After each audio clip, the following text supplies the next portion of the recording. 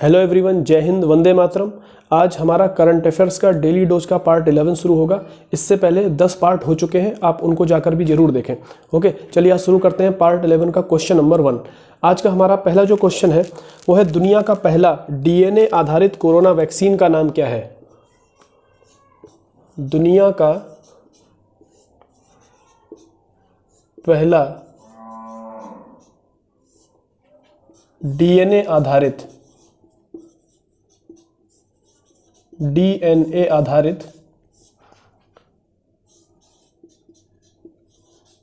Corona vaccine या कोविड-19 vaccine का क्या नाम है? ये हमारा क्वेश्चन है। दुनिया का पहला डीएनए आधारित कोरोना वैक्सीन का नाम, तो ध्यान रखिए इसका नाम है ज़ाइकोव डी। क्या नाम है?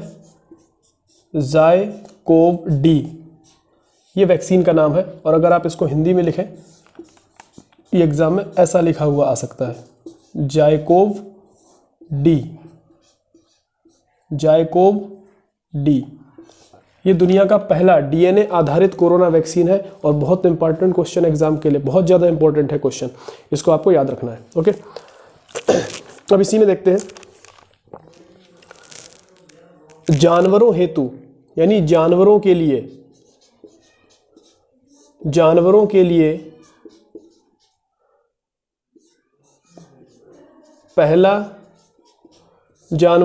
पहला कोरोना वायरस का वैक्सीन को हिंदी में लिख देता हूं, वैक्सीन। वैसे वैक्सीन को हम लिखेंगे VACCINE। ओके, ठीक। तो जानवरों के लिए पहला कोरोना वायरस वैक्सीन किस देश ने बनाया है, ये आपसे पूछेगा। तो ध्यान रखिएगा, ये वैक्सीन जानवरों के लिए पहला बनाया है रूस ने। पहला किसने बनाया? रूस ने। ठीक, रूस के द्वारा बनाया गया है। इसके अलावा अगला क्वेश्चन है आज का अच्छा, एक चीज और, जैसे आपसे पूछ ले कि जानवरों के लिए पहला कोरोना वायरस वैक्सीन बनाया किसने है, तो वो तो रूस ने बनाया है। लेकिन आपसे अब सवाल ये पूछा जा सकता है कि जानवरों के लिए जो वैक्सीन रूस ने बनाया उसका नाम क्या है? जैसे मान लीजिए इंसानों के लिए जो वैक्सीन बने उसमें क्या था? उसमें एक कोविशील्ड है, कोवैक्सीन है, ठीक है, फाइजर की वैक्सीन आई है। तो इस तरह कई वैक्सीन है। लेकिन जानवरों के लिए जो पहली वैक्सीन बनी उसका नाम क्या है? उसका नाम भी लिख लीजिए। तो जानवरों के लिए जो वैक्सीन बनी है उसका नाम लिखिए कार्निवैक, CARNI, कार्निवैक कोव। क्या नाम है? कार्निवैक कोव। इसको हिंदी में ऐसे लिखेंगे, कार्निवैक कोव। ठीक, कार्निवैक कोव ऐसे लिखेंगे, कार्निवैक कोव। ये जानवरों के लिए बनी हुई पहली वैक्सीन है और ये रूस ने बनाई है। ओके, चलिए अगला क्वेश्चन है आज का, 3 चाइल्ड पॉलिसी किस देश के द्वारा शुरू की गई है? यानी 3 चाइल्ड पॉलिसी पर कौन सा देश विचार कर रहा है इस समय? 3 चाइल्ड पॉलिसी यानी 3 बच्चे पैदा करने की नीति। देखिए, इस देश का नाम है चीन। अब आप सोच रहे होंगे चीन कैसे? चीन में तो 1 चाइल्ड पॉलिसी थी। तो ध्यान रखिए, बहुत समय तक चीन में 1 चाइल्ड पॉलिसी रही है, 2 चाइल्ड पॉलिसी भी रही है। लेकिन 1 चाइल्ड पॉलिसी जब थी तो ये देखा गया कि धीरे धीरे जनसंख्या में बूढ़े लोगों की तादाद ज़्यादा हो गई है और यंग लोग कैसे हो गए? कम हो गए हैं। और ध्यान रखिए, जब भी किसी देश में युवा लोगों की संख्या कम होगी और बूढ़ों की संख्या बढ़ेगी तो उस देश की अर्थव्यवस्था नीचे गिरने लगेगी। आप कहोगे कैसे? देखिए, बड़ा सिंपल एग्जाम्पल है, आप खुद बताइए।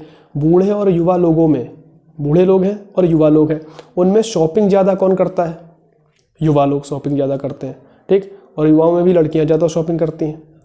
ठीक है, तो युवा लोग ज़्यादा शॉपिंग करते हैं। ज़्यादा काम कौन कर सकता है? युवा कर सकता है। बूढ़े लोग काम कर सकते हैं? ज़्यादा नहीं कर सकते, वो निर्भर होंगे।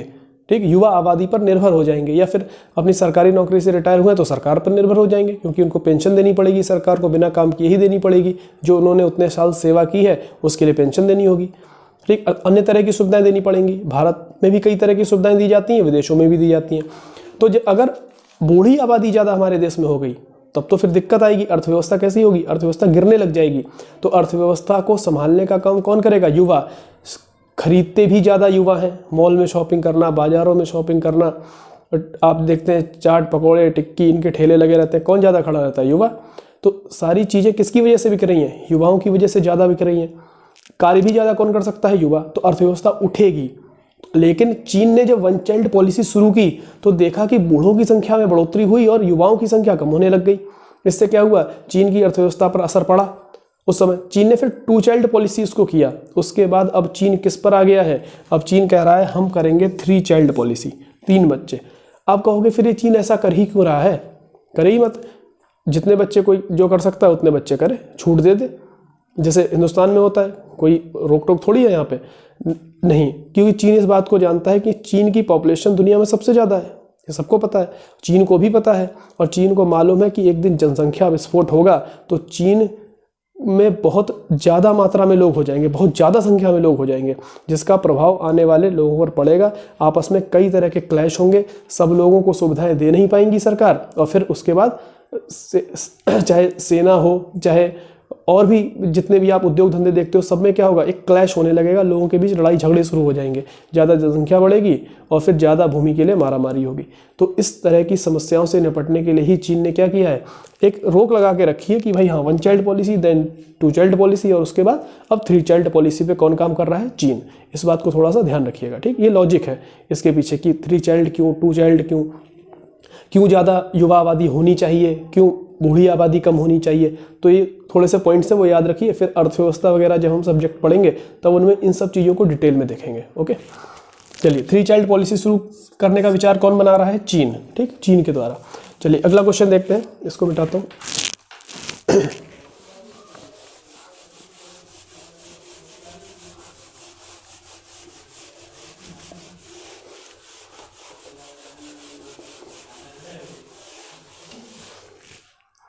चलिए अगला क्वेश्चन है ऑपरेशन देवी शक्ति।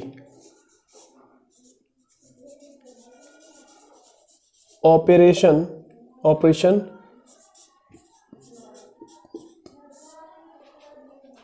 देवी शक्ति,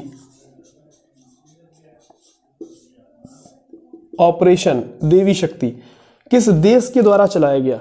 तो सबसे पहली बात, ऑपरेशन देवी शक्ति भारत के द्वारा चलाया गया। देखिए नाम से ही लग रहा है देवी शक्ति, ठीक, देवी शक्ति किसके द्वारा चलाया गया, भारत के द्वारा चलाया गया। दूसरा, किस लिए चलाया गया, आखिर इस ऑपरेशन में ऐसा हुआ क्या। तो ध्यान रखिए, ये भारत के द्वारा अफगानिस्तान से अपने नागरिकों को एयरलिफ्ट करने के लिए चलाया गया। आपको पता है अफगानिस्तान में किसका शासन आ गया, तालिबानियों का।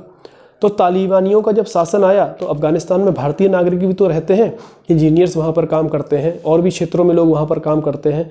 हमारी एम्बेसी में वहाँ पर लोग थे, व्यापार वाणिज्य से जुड़े हुए लोग थे, जो वहाँ पर जाकर व्यापार किया करते थे, वो लोग थे। तो कई सारे इंडियंस भी वहाँ फंसे थे। तो उन इंडियंस को वहाँ से निकालने के लिए ही भारत सरकार के द्वारा ऑपरेशन देवी शक्ति चलाया गया, ठीक है। तो ध्यान रखेंगे किसने चलाया, भारत ने। और क्यों चलाया, अफगानिस्तान में फंसे नागरिकों को निकालने के लिए वहाँ से, ठीक है, निकालने के लिए, एयरलिफ्ट करने के लिए, क्योंकि प्लेन से लेकर आए उनको, इसलिए कहते हैं एयरलिफ्ट करना, ठीक है। तो लिख लीजिए इसको, अफगानिस्तान से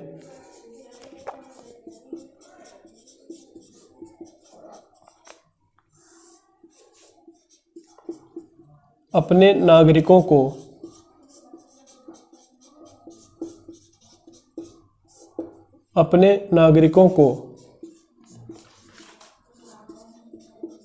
सुरक्षित एयरलिफ्ट करने के लिए। एयरलिफ्ट करने का मतलब होता है प्लेन से लेकर आना, ठीक है, हवाई जहाज से लेकर आना।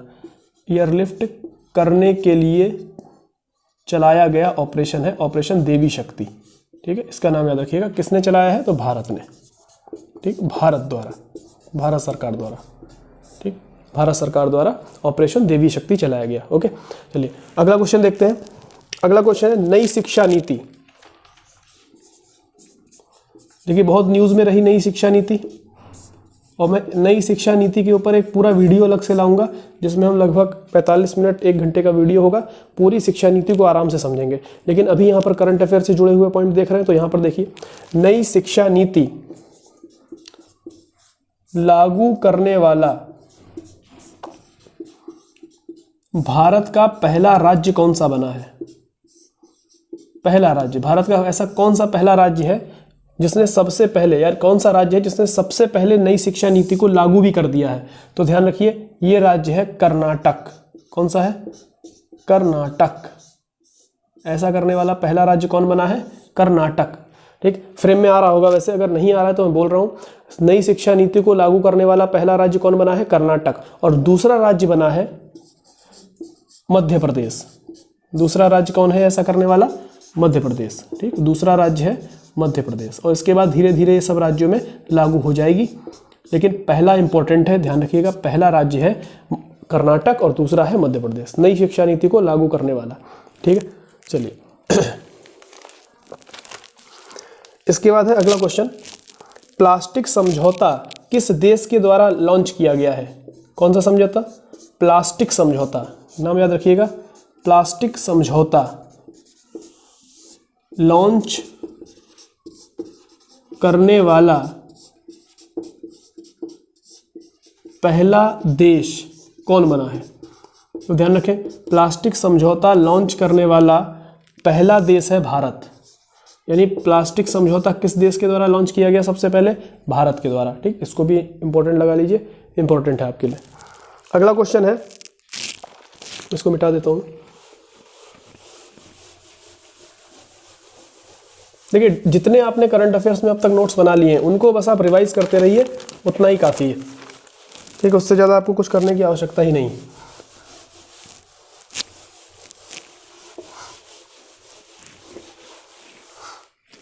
चलिए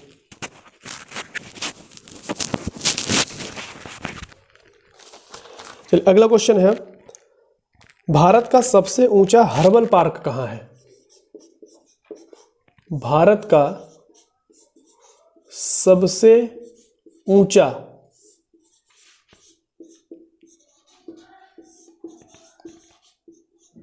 हर्बल पार्क कहाँ स्थित है? भारत का सबसे ऊंचा हर्बल पार्क कहाँ स्थित है? ध्यान रखिए, हर्बल पार्क। ठीक, अब हर्बल पार्क क्या होता है पहले वो सुन लीजिए। हर्बल पार्क का मतलब होता है कि हम कृत्रिम रूप से एक ऐसा बाग बनाते हैं, ऐसा पार्क बनाते हैं जिसमें जड़ी बूटियां उगाई जाती हैं, जिसमें ऐसी घास उगाई जाती है या ऐसे पौधे उगाए जाते हैं जो ब्यूटी प्रोडक्ट्स बनाने में इस्तेमाल होते हैं, जैसे एलोवेरा हो गया। इस तरह के प्रोडक्ट्स, इस तरह के पेड़ पौधे, इस तरह की वनस्पतियां जो ब्यूटी प्रोडक्ट्स बनाने में इस्तेमाल हो, दवाई के लिए औषधि के रूप में इस्तेमाल हो, मेडिसिन के रूप में इस्तेमाल हो, ऐसा पार्क बनाया जाता है। तो भारत का ऐसा पार्क, ऐसे भारत में कई पार्क हैं, लेकिन ये पूछ रहा है यहाँ पर भारत का सबसे ऊंचा हर्बल पार्क कौन सा है? ऊंचे का मतलब भारत में सबसे ऊंचाई पर स्थित, सबसे ऊंचाई, ऊंचाई का मतलब हो गया पहाड़ी क्षेत्र पर होगा, कहीं पहाड़ों पर होगा। तो ध्यान रखिए, जो ये बना है उत्तराखंड में। कहाँ? उत्तराखंड। अब आपसे सवाल ये पूछ सकता है कि उत्तराखंड में कहाँ? ठीक, किसी का हो सकता है उत्तराखंड पीसीएस का एग्जाम हो, उसमें वो उत्तराखंड में वो जगह पूछ दे, या फिर किसी भी एग्जाम में जगह का नाम भी पूछ सकता है। तो ध्यान रखिए, उत्तराखंड के माना गांव में, कौन से गांव में? माना, गांव का नाम है माना, और इसी गांव में एक दर्रा है, उसी का नाम है माना दर्रा। आपने माना दर्रा का नाम सुना होगा, माना दर्रा उत्तराखंड में ही है। माना दर्रा, नीति दर्रा, लीपुलेख दर्रा, ये सब कौन, ये दर्रे कहाँ हैं? ये सारे दर्रे उत्तराखंड में हैं। माना, नीति, लीपुलेख, ये कहाँ है? सब दर्रे उत्तराखंड में। ठीक है, चलिए, सबसे ऊंचा हर्बल पार्क उत्तराखंड के माना गांव में है। माना गांव का नाम याद रखिए, माना। ठीक, अब इसी माना से आपको एक चीज और याद आ गया होगा, एक चीज और याद आ गई होगी। मैंने अभी पिछले जो 10 लेक्चर्स हैं उनमें एक लेक्चर में आपको बताया है कि भारत के लिए ओलंपिक में क्वालिफाई करने वाली पहली महिला तैराक कौन बनी है? माना पटेल। क्या नाम था उनका? माना पटेल। ठीक है, तो ऐसे जोड़ के चीजें पढ़िए, याद रखिए। अगला है, अगला क्वेश्चन है, माउंट एवरेस्ट, माउंट एवरेस्ट को फतह करने वाले, यानी माउंट एवरेस्ट पर चढ़ने वाले, करने वाले एशिया के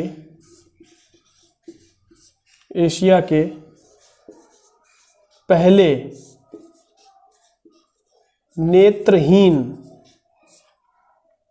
एशिया के पहले नेत्रहीन पर्वतारोही कौन है?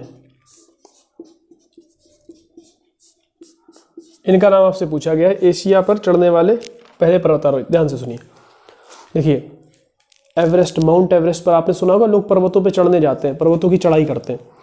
तो माउंट एवरेस्ट पे भी लोग चढ़ते हैं, और भी कई पर्वत हैं उन पे भी लोग चढ़ाई करते हैं, लेकिन माउंट एवरेस्ट दुनिया का सबसे ऊंची पर्वत चोटी है। माउंट एवरेस्ट 8,848.86 मीटर ऊंची, ठीक, तो लगभग 9 किलोमीटर के आसपास ऊंची है, ये समझ लो आप इतनी। तो इस चोटी पर कई लोग चढ़े हैं, और इंपॉर्टेंट बात यह है कि एक नेत्रहीन, एक अंधा व्यक्ति है, एक ब्लाइंड पर्सन, यानी आंखें नहीं है उनकी, और वो भी इस चोटी पर चढ़े हैं। तो मैं आपसे ये पूछ रहा हूं कि ऐसा करने वाले पहले एशियाई कौन है? मैं विश्व में नहीं पूछ रहा, क्योंकि विश्व में ये कारनामा पहले हो चुका है इससे। एक व्यक्ति है, मैं आपको पहले नेत्रहीन भी बताऊंगा कि पहला नेत्रहीन कौन था जो चढ़ा था, जो पहले व्यक्ति जिनकी आंखें नहीं थी लेकिन माउंट एवरेस्ट पे चढ़ गए थे, वो भी बताऊंगा। लेकिन अभी करंट का क्वेश्चन क्या है? करंट का क्वेश्चन है माउंट एवरेस्ट को फतेह करने वाले पहले एशियाई पर्वतारोही कौन है जो नेत्रहीन है, ठीक है, ब्लाइंड है। नेत्रहीन है मतलब ब्लाइंड है, अंधे हैं, ब्लाइंड, ठीक। कौन है? नाम है झांग होंग। क्या नाम है इनका? झांग होंग। और ये चीन के रहने वाले हैं। कहाँ के हैं? चीन के। ब्लाइंड हैं, देख नहीं सकते, लेकिन माउंट एवरेस्ट को इन्होंने फतेह किया, और ऐसा करने वाले पहले एशियाई बन गए हैं, पहले एशियाई, एशिया में पहले। अब आप कहोगे सर फिर दुनिया में सबसे पहले कौन चढ़ा था? तो दुनिया में भी लिख लीजिए, विश्व के पहले नेत्रहीन जिन्होंने एवरेस्ट को फतेह किया। तो पूरा मैं नहीं लिख रहा हूं, आप पूरा लिख लीजिएगा। विश्व के पहले नेत्रहीन पर्वतारोही कौन है जिन्होंने माउंट एवरेस्ट को फतेह किया? देखिए एशियाई तो हमने लिख ली, एशिया वाले झांग होंग। दुनिया में सबसे पहले किसने किया? जो ब्लाइंड थे, अंधे थे, तभी इन्होंने किया। नाम था इरिक, लिख लीजिए नाम, इरिक बाई हेनमेयर। इरिक बाई हेन, वाई है वाई हेनमेयर, इरिक वाई हेनमेयर। और ये यूएसए के रहने वाले हैं। कहाँ के? यूएसए के। ये दुनिया में पहले नेत्रहीन थे जिन्होंने माउंट एवरेस्ट को फतेह किया था। अब आप मुझे कमेंट बॉक्स में बताइए, माउंट एवरेस्ट को सबसे पहले किस व्यक्ति ने फतेह किया था? सबसे पहले चढ़ने वाला व्यक्ति कौन था? उसका नाम कमेंट बॉक्स में बताइए। एक बड़ा आसान क्वेश्चन है, जीके की छोटी किताबों में मिलता है, तो बताइए आप लोग। चलिए इसको मिटा दूं।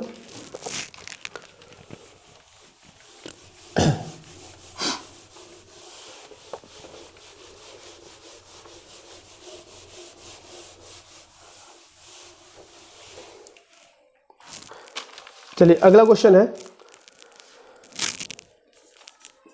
जहां vote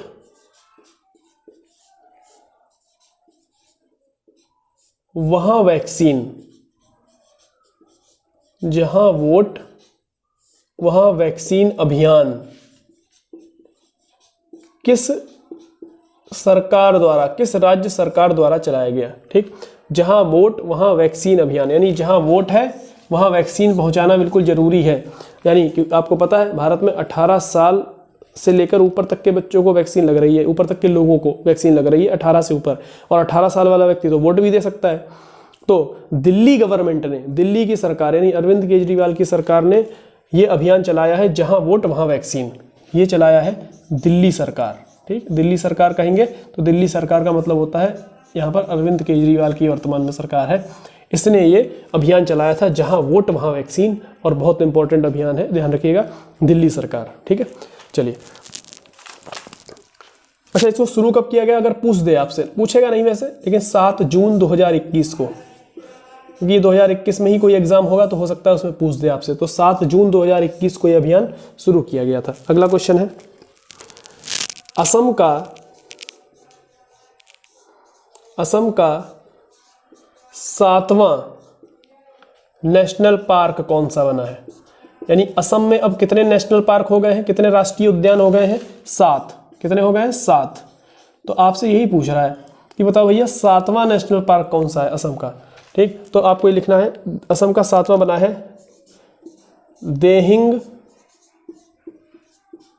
Dehing Patkai national park.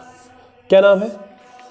Assam के 7वें नेशनल पार्क का नाम है देहिंग पटकाई नेशनल पार्क। देहिंग पटकाई।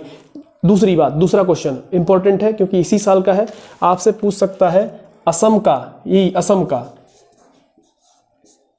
का छठा नेशनल पार्क कौन सा बना है? ठीक, छठा नेशनल पार्क कौन सा बना था? इसी साल बना था, तो याद रखिए इंपॉर्टेंट है। इसका नाम है रायमोना। क्या नाम है? Raimona national park. ये छठा था, ये 7वां था। छठा कौन? रायमोना, 7वां कौन? देहिंग पटकाई। ठीक, इसके अलावा इससे पहले 5 थे। ठीक, 5, ठीक है, 5 और थे। ये छठे 7वें 2 इंपॉर्टेंट, करंट की बात हो रही है तो हमने इनको यहाँ पर समाप्त कर दिया। इसके अलावा मानस था, कंचनजंगा नेशनल पार्क भी वहाँ है, ओरांग भी वहाँ पर है। ठीक, इस तरह इंपॉर्टेंट पार्क है। चलिए मैं आपको 5 जो बचे ना, 5 लिखा देता हूँ, लिख लीजिए। असम के ही हैं, असम के नेशनल पार्क। ठीक, असम के यहाँ पे लिख देता हूँ। 7, 2 ये हो गए, 5 और हैं, लिख लीजिए। मानस नेशनल पार्क, इसके अलावा काजीरंगा, नामेरी, ओरांग और 5वां है डिब्रूगढ़ सेकुवा।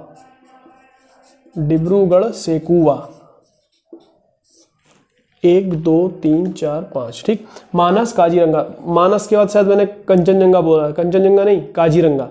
मानस के बाद काजीरंगा, मानस, काजीरंगा, नामेरी, ओरांग, डिब्रूगढ़ सेखोवा। कितने हो गए? 5। छठा रायमोना, 7वां देहिंग पटकाई। 7 के 7 लिख लीजिए, ध्यान रखिएगा। अच्छा, अगर आपसे पूछा जाए बताइए भारत में किस राज्य में सबसे ज़्यादा नेशनल पार्क है, तो ध्यान रखिएगा मध्य प्रदेश में सबसे ज़्यादा नेशनल पार्क है, जिनकी संख्या है 11। कितनी? 11। चलिए,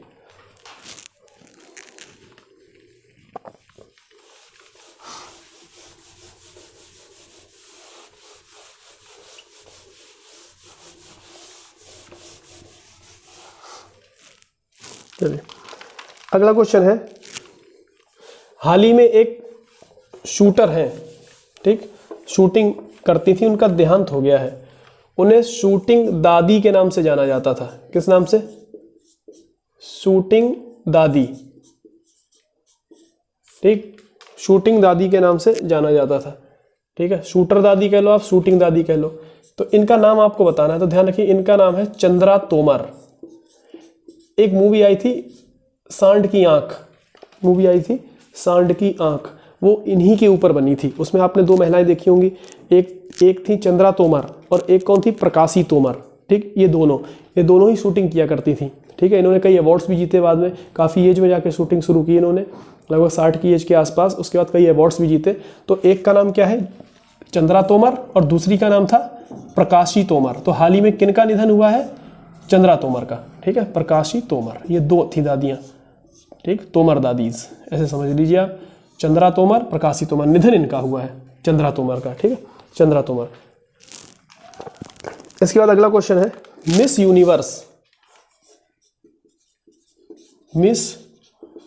यूनिवर्स। अगर आपसे एग्जाम में सवाल पूछे मिस यूनिवर्स 2020 की कौन है और कौन से नंबर की हैं, तो ध्यान रखना है 69वें नंबर की हैं 2020 में। और अभी 70वीं मिस यूनिवर्स चुनी गई है हाल ही में। आप सबको इनका नाम पता होगा, इंडिया से ही है।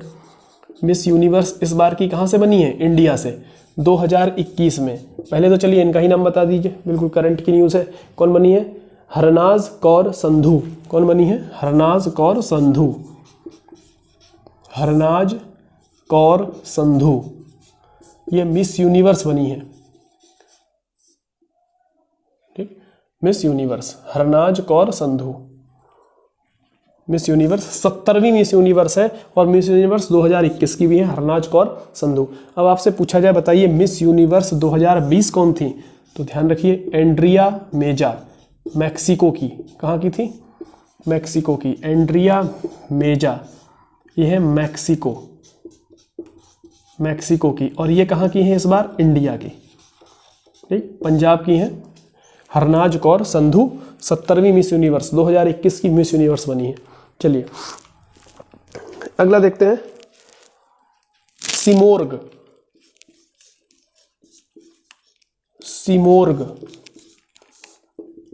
इतना ही आपसे पूछेगा। सिमोर्ग क्या है, क्या है सिमोर्ग, और आपको 3-4 ऑप्शन दे दिए जाएंगे। ठीक, तो ध्यान रखना, सिमोर्ग एक सुपर कंप्यूटर है। क्या है? Super computer. और कहाँ का सुपर कंप्यूटर? तो ध्यान रखें, ईरान का, ईरान का सुपर कंप्यूटर, सुपर कंप्यूटर। ठीक, जैसे भारत के पास भी सुपर कंप्यूटर है नहीं है? है, भारत के पास भी सुपर कंप्यूटर, जैसे परम 10,000, परम 8,000, प्रत्यूष, भारत के पास सुपर कंप्यूटर प्रत्यूष नाम का जो सबसे तेज चलता है, ये भारत का सबसे तेज चलने वाला सुपर कंप्यूटर है। उसके बाद परम सिद्धि, इस तरह के, परम शिवाय, इस तरह के सुपर कंप्यूटर भारत के पास है। उसी तरह ईरान के पास भी एक सुपर कंप्यूटर है। क्या नाम है ईरान के पास सुपर कंप्यूटर का? सिमोर्ग। ये ईरान का सुपर कंप्यूटर है, सिमोर्ग। ठीक है, सिमोर्ग। चलिए अगला क्वेश्चन देखते हैं, अंतिम ही क्वेश्चन है आज की सीरीज का ये, फिर हम लोग अगले वीडियो में क्वेश्चंस को डिस्कस करेंगे।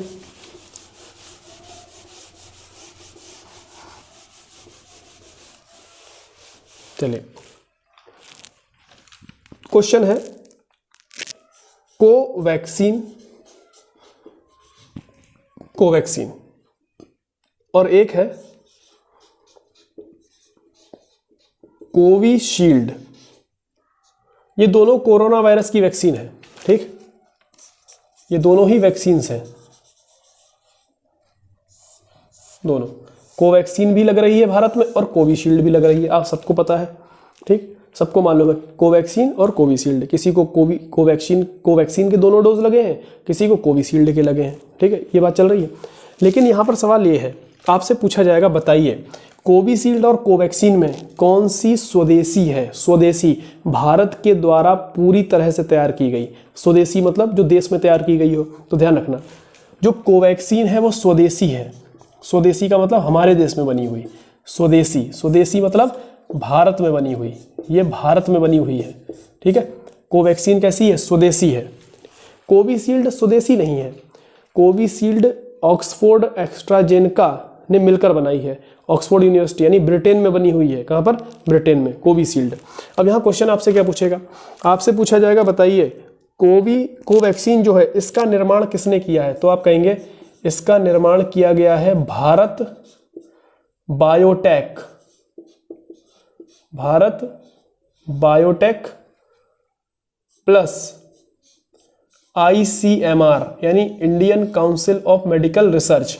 भारत बायोटेक और ICMR ने इसको मिलकर बनाया है, और ICMR की तरफ से नेशनल इंस्टीट्यूट ऑफ वायरोलॉजी ने इसको बनाया है। ठीक है, तो आप बस इतना याद रखें, ICMR, Indian council of medical research, और भारत बायोटेक। आपसे ये पूछेगा भी नहीं, काट ही दीजिए, आपसे सीधा पूछेगा किसने बनाया, और ऑप्शन में होगा भारत बायोटेक। क्या होगा? भारत बायोटेक। तो ध्यान रखो, मैंने आपको बताया कोवैक्सीन भारत में बनी है, तो भारत बायोटेक। क्या होगा? भारत बायोटेक। अब आइए इस पर जरा, कोविशील्ड पर। कोविशील्ड को किसने बनाया है अगर आपसे पूछेगा तो ध्यान रखें, ये बनाया गया है Oxford AstraZeneca, Oxford plus AstraZeneca. ठीक, कंपनी है ये, वैक्सीन बनाने वाली कंपनी है ऑक्सफोर्ड, सॉरी एस्ट्राजेनेका। और ऑक्सफोर्ड क्या है? यूनिवर्सिटी, यानी शोधकर्ता कहाँ के हैं? ऑक्सफोर्ड यूनिवर्सिटी के भी हैं। तो दोनों ने मिलकर बनाया है कोविशील्ड। ये ब्रिटेन में बना है, ये वाला कहाँ बना? ब्रिटेन में, ब्रिटेन में। ये कहाँ बना है? इंडिया में, भारत में हमने लिख लिया। अब थोड़ा सा अंतर समझिए। अब आपसे ये पूछा जाएगा इन वैक्सीन्स के अंदर जो चीज़ इस्तेमाल हुई है आखिर वो है क्या, कैसे ये वैक्सीन बनी है? तो देखिए बड़ा शॉर्ट में समझिए, जो कोविशील्ड है ये वाली वैक्सीन, ध्यान से सुनिएगा, कोविशील्ड, इसके अंदर क्या है, इसमें है क्या? इसमें देखिए, इस वैक्सीन में एक वायरस है। क्या है इस वैक्सीन में? वायरस। कैसा है वायरस? जिंदा या मरा हुआ? जिंदा। कैसा है? जिंदा वायरस है। क्या कोरोना का वायरस है? नहीं, कोरोना वायरस नहीं है। उस वायरस का नाम है एडिनो वायरस। कौन सा वायरस है? तो जो वैक्सीन है, मान लीजिए ये है वैक्सीन, ठीक, ये वैक्सीन है मान लीजिए अंदर ये, ठीक, ये वैक्सीन भरा हुआ है, ऊपर से बंद है बिल्कुल, ठीक, ये वैक्सीन है। इस वैक्सीन में है क्या? ध्यान रखें, इस वैक्सीन के अंदर एक वायरस है। इस वायरस का नाम है एडिनो वायरस। क्या है? एडिनो वायरस, वायरस ही है और कैसा है, जिंदा है, मरा हुआ है, तो कहें जिंदा वायरस है। बिल्कुल आम भाषा में समझिए, बिल्कुल हम साइंस की भाषा में बात ही नहीं कर रहे हैं, ताकि आम आदमी को भी समझ में आ जाए आखिर है क्या इस वैक्सीन के अंदर। जिंदा है वायरस बिल्कुल।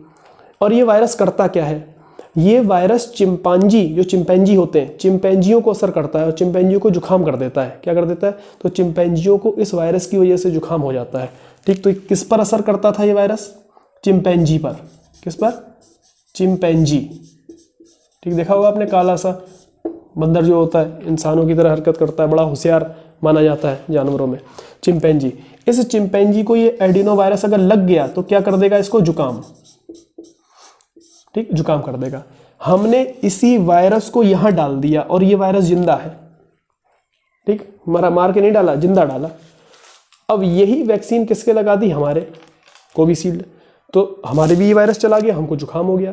अब हमारे शरीर की जो प्रतिरोधक क्षमता है, वो हमारे शरीर के अंदर जो एंटीबॉडीज़ हैं वो इस वायरस से लड़ने का काम करेंगे। और माना जाता है कि एडिनो वायरस जो है वो कोरोना वायरस की फैमिली से ही मेल खाता है।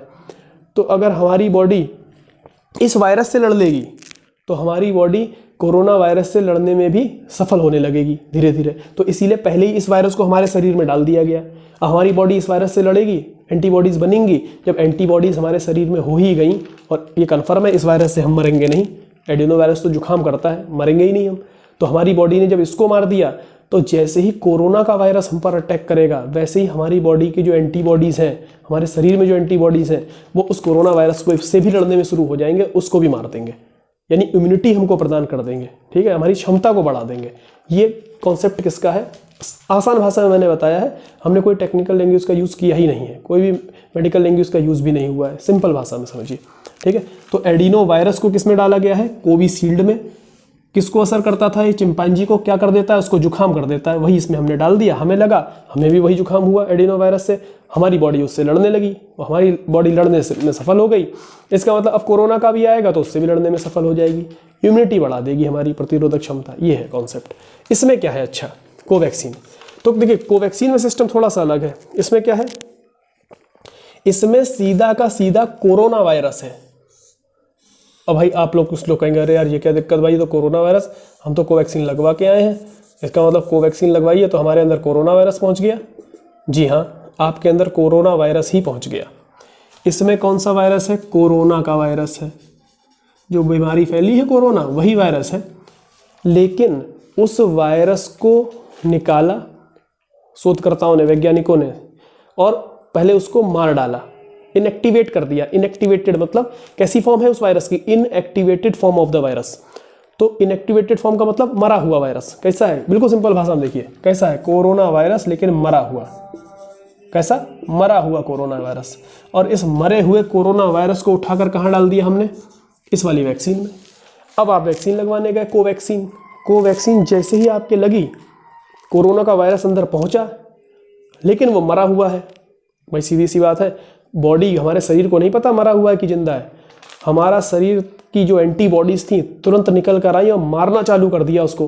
किसको, मरे हुए को, कोरोना वायरस को। अब थोड़ी देर बाद जब होश आया, एंटीबॉडी, अरे ये तो मरा हुआ पहले से ही था, इसको क्या मार रहे हैं, फिर वो काम पे चली गई।